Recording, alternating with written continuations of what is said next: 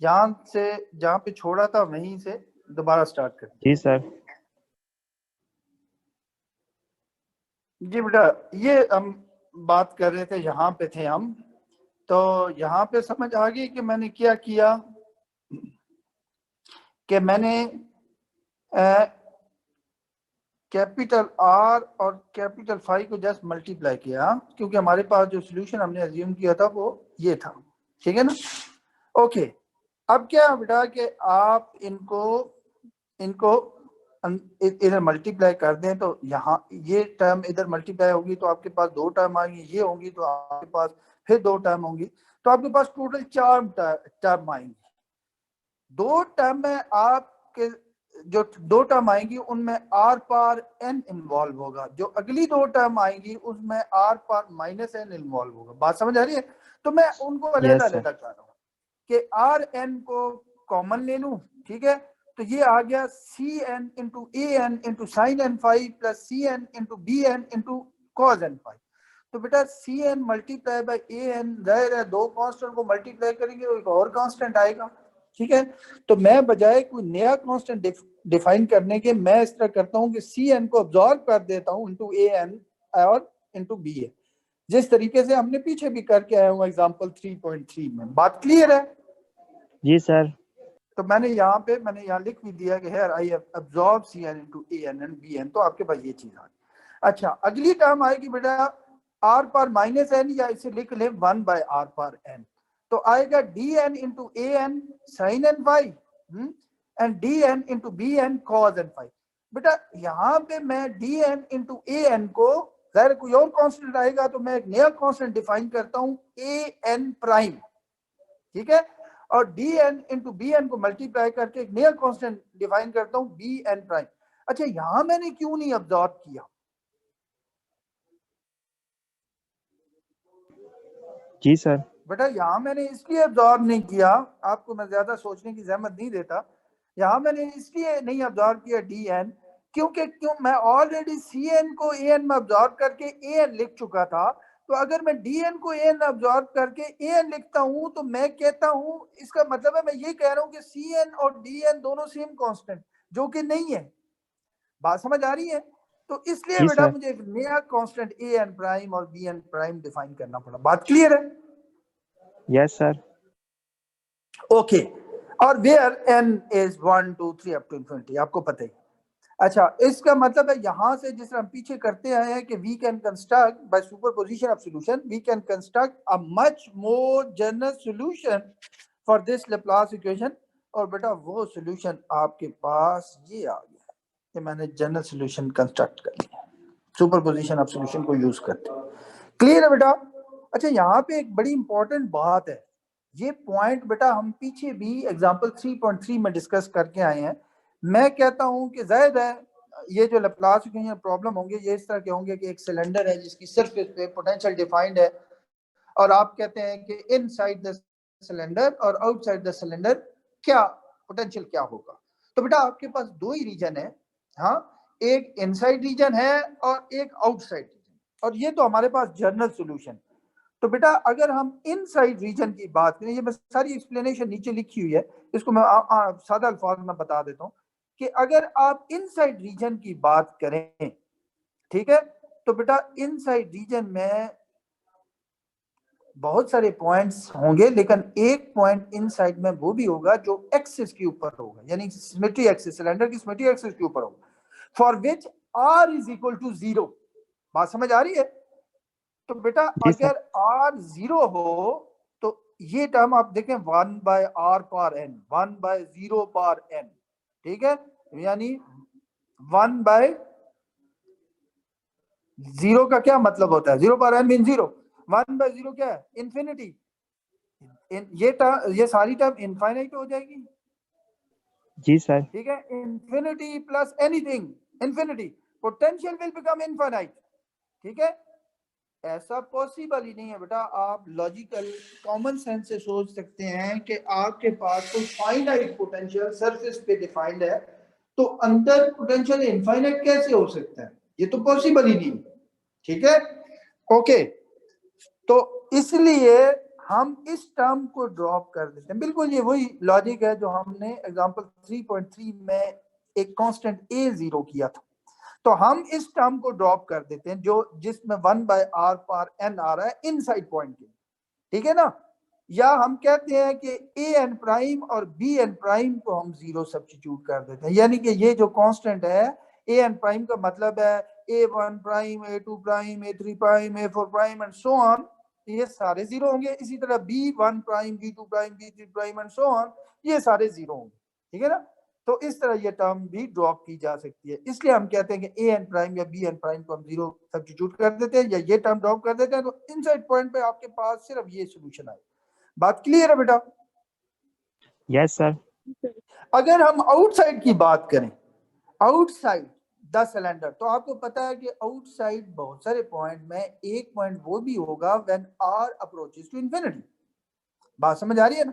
अगर r infinity को approach करता है तो r इंफिनिटी को अप्रोच कर infinity power n, infinity infinity multiply by anything, infinity infinity plus something, infinity, potential will become infinite due to this term, ठीक है ना।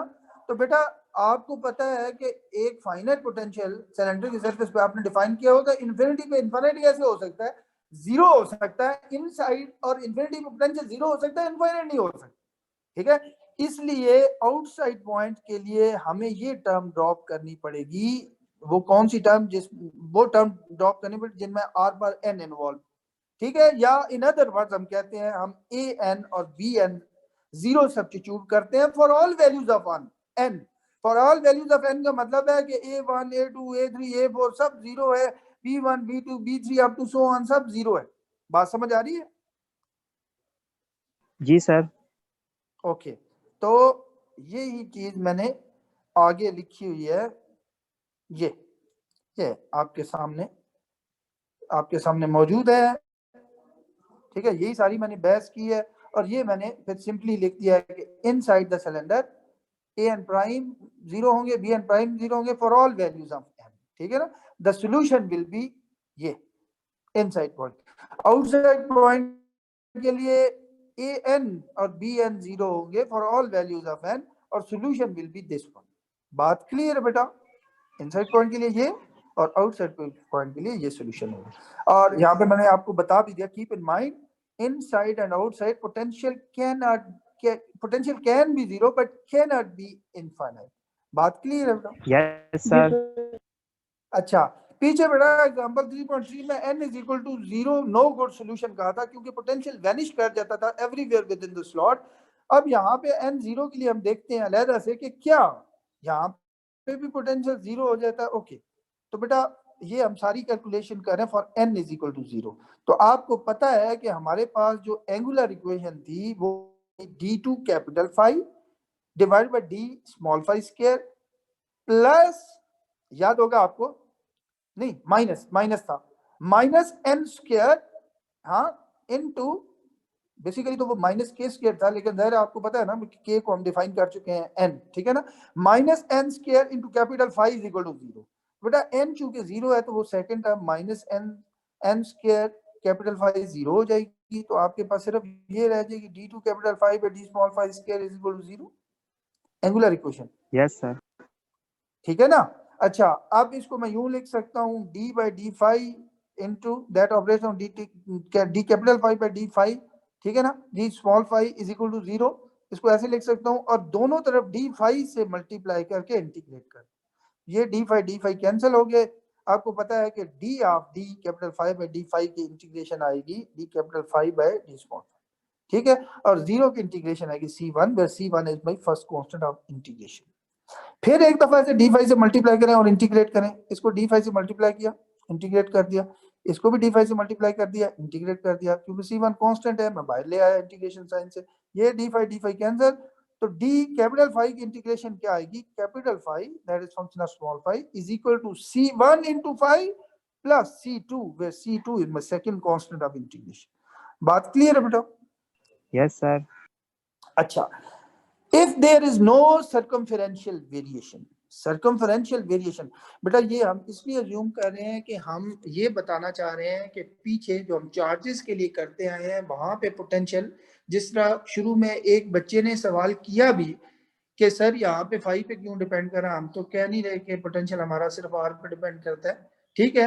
तो हम वो सिचुएशन डिस्कस कर रहे हैं पीछे वाली, ताकि हम ये बता सकें कि अगर पोटेंशियल सिर्फ आर पे डिपेंड कर रहा हो तो फिर भी लेप्लास इक्वेशन को आप यूज कर सकते हैं उन प्रॉब्लम को सॉल्व करने के लिए। बात समझ आ रही है? वहां सिर्फ पोटेंशियल आर पे डिपेंड कर रहा होता है, इसलिए हम ये असम्पशन ले लें कि if there is no circumferential variation, no circumferential variation का मतलब है कि अगर पोटेंशियल फाई पे ना डिपेंड कर रहा हो, ठीक है, आप उसके सर्कमफेरेंस के गिर्द चक्कर लगाएं, आपको पता है फाई चेंज होगा लेकिन पोटेंशियल नहीं चेंज होता, तो इसका मतलब पोटेंशियल फाई पे डिपेंड ही नहीं कर रहा, इसको हम कहते हैं no circumferential variation. There is no variation in the potential when we move around the circumference, when phi will change. बात क्लियर है बेटा? जी सर। ओके, तो अगर ऐसा है तो हम यूं भी कर सकते हैं, फाई को जीरो सब्स्टिट्यूट करें इस इक्वेशन में, हम फाई को जीरो सब्स्टिट्यूट कर देते हैं, ठीक है। तो कैपिटल फाई, तो स्मॉल फाई जीरो आ गया, ये इसलिए मैंने लिखा कैपिटल फाई हाँ जीरो, ठीक है, इज इक्वल टू, ये टर्म जीरो होगी, इज इक्वल टू C2, ये कांस्टेंट आ गया कैपिटल फाई। बात क्लियर है बेटा? Yes sir. ओके, अब रेडियल इक्वेशन हमारे पास थी, आपको बेटा अगर याद हो तो रेडियल इक्वेशन थी यहाँ पे मेरा ख्याल स्मॉल आर था। जी जी, वालेकुम अस्सलाम। सामने ऑफिस उनसे पता कर। अच्छा, यहाँ स्मॉल आर था, डी बाई डी आर था, small R into D capital R by D small R. यहाँ पे बेटा आपको याद हो minus N square into capital R is equal to zero, ये रेडियल इक्वेशन थी। क्योंकि एन जीरो के लिए हम डिस्कस कर रहे हैं तो वो सेकंड टर्म जीरो हो जाएगी, ठीक है। So small R D by D R that operates on small R D capital by D R is equal to zero, और ये स्मॉल आर जो इधर मल्टीप्लाई हो रहा है इधर जाके डिवाइड हो गया जीरो पे, फिर भी आंसर जीरो ही आएगा। तो बेटा एन जीरो के लिए रेडियल इक्वेशन आपके पास ये आ जाएगी। क्लियर है ना? जी सर। ठीक हो गया। अब क्या है, अच्छा मैंने याद किया हुआ नहीं है, शायद मैं जल्दी में कर रही हूँ, आप कर लीजिएगा कि इसको डी आर से दोनों साइड को, इस डी आर से दोनों साइड को मल्टीप्लाई करके इंटीग्रेट कर, तो बेटा डी आर से कैंसिल हो गया, तो इसकी इंटीग्रेशन आ गई R into D capital R by D small R, और इसकी इंटीग्रेशन आ गई जीरो की C1 प्राइम, मैं कह देता हूँ, ठीक है, where C1 prime is my first constant of integration here, ठीक है। अब ये आर इधर मल्टीप्लाई हो रहा है, स्मॉल आर इधर ले जाके डिवाइड कर दें, यूं आ जाएगी। एक दफा फिर बेटा डी आर से मल्टीप्लाई करके इंटीग्रेट कर दें, तो लेफ्ट साइड को डी आर से मल्टीप्लाई करके इंटीग्रेट करेंगे तो ये आ जाएगा, राइट साइड में C1 प्राइम बाहर आ गया इंटीग्रेशन के, क्योंकि कांस्टेंट है, और D R by R multiply कर दिया डी आर से और इंटीग्रेट कर दिया, तो बेटा ये डी आर कैंसिल, तो आपके पास कैपिटल आर आ गया, that is function of small R, और C1 प्राइम और डी आर बाई आर की इंटीग्रेशन आ गई log of R plus C2 prime. बात समझ आ रही है? तो यस सर। ये आपके पास आ गया कैपिटल आर, ठीक है ना, कैपिटल आर आ गया। तो बेटा v जो कि सिर्फ r पे डिपेंड कर रहा है क्योंकि फाई जीरो है, हमने सब्स्टिट्यूट किया, तो that will be equal to हमारे पिछले नॉलेज से capital R that is function of small R, capital phi where small phi is equal to zero, ठीक है। इनको मल्टीप्लाई करें तो आपको आर डिपेंडेंट पोटेंशियल मिल जाएगा। बेटा कैपिटल आर आपने ये फाइंड किया हुआ है, और capital phi where small phi zero आपने ये फाइंड किया हुआ है, ये वैल्यू यहाँ पे सब्स्टिट्यूट कर दें यहाँ पे, ठीक है ना। तो बेटा क्या है कि C2 इंटू C2 प्राइम, इसको मैंने एक कांस्टेंट से रिप्लेस कर लिया है A नॉट। अब चाहे तो बेटा अब्जॉर्ब भी कर सकते हैं, लेकिन मैं वजह बताता हूँ कि मैं क्यों अब्जॉर्ब नहीं कर रहा, ठीक है ना, कोई इतनी बड़ी वजह, खास वजह नहीं है, मैं बताता हूँ। बहरहाल C2 इंटू C2 प्राइम को मैंने एक और कांस्टेंट से रिप्लेस कर लिया A नॉट, और C2 इंटू C1 प्राइम को मैंने एक और कांस्टेंट से रिप्लेस कर लिया B नॉट। बात समझ आ रही है? जी सर। ठीक हो गया। मैंने इसलिए बेटा ऐसा किया है, मैंने अब्जॉर्ब नहीं किया, अब्जॉर्ब करते तब भी मसला कोई नहीं था। वो जिस तरह होता है ना कि आप घर में बैठे हुए हैं तो आपका लेट से रग कमरे के कोने में पड़ा है और रख तो कमरे में पड़ा है, ड्राइंग रूम में है, लेकिन आपकी मामा कहती हैं कि ये सोफों के सामने ला के रख दो तो ज्यादा अच्छा लगेगा। बात समझ आ रही है ना? तो बस सिर्फ ये ज्यादा अच्छा लगने के लिए मैंने ये अब्जॉर्ब नहीं किया, अदरवाइज आप अब्जॉर्ब भी कर सकते थे। इसलिए मैंने ज्यादा अच्छा लगने के लिए अब्जॉर्ब नहीं किया और मैंने नए कॉन्स्टेंट डिफाइन किए हैं, क्योंकि यहाँ पे AN BN चले आ रहे थे, ठीक है ना। और आपको पता है कि उनकी value for n is equal to 1, आपको A1 B1 मिलेगा, for n is equal to 2 A1 A2 B2 मिलेगा, for n is equal to 3 A3 B3 मिलेगा कांस्टेंट। तो मैं चाह रहा था कि for n is equal to 0, क्योंकि हम बात कर रहे हैं तो A0 और B0 जरा खूबसूरत लगेगा, मैंने इसलिए इनको यानी कि नए कांस्टेंट से रिप्लेस किया। बात क्लियर है बेटा? जी सर, वेल डेकोरेशन। हाँ, तो अब यहाँ पे पोटेंशियल सिर्फ R पे डिपेंड कर रहा है, और इसका मतलब है कि ये लेप्लास इक्वेशन सिलेंड्रिकल कोऑर्डिनेट में पीछे एक प्रॉब्लम था, एक सिलेंड्रिकल, जिसको आपने जो बड़ा खास प्रॉब्लम था, मैंने कहा था कि आप करेंगे तो आपको पता चलेगा कि एक इनफाइनाइटली लॉन्ग सिलेंडर है, ठीक है, और आपने पोटेंशियल फाइंड करना है, ठीक है। तो आपने अगर किया हो वो प्रॉब्लम, तो आपने कूलम लॉ लगाया हो, तो आंसर आपको इनफाइनाइट आना चाहिए, क्योंकि वो infinite charge distribution infinitely long cylinder. फिर मैंने आपको बताया था कि उस सूरत में क्या करते हैं कि आप पोटेंशियल की डेफिनेशन यूज करके पोटेंशियल फाइंड कर, कूलम लॉ नहीं यूज कर सकते। पोटेंशियल की डेफिनेशन में मैंने ये बताया था कि आप इन्फिनिटी पे अपना स्टैंडर्ड रेफरेंस पॉइंट नहीं चूज कर सकते, आपको फाइनाइट पॉइंट लेना पड़ेगा, ठीक है ना।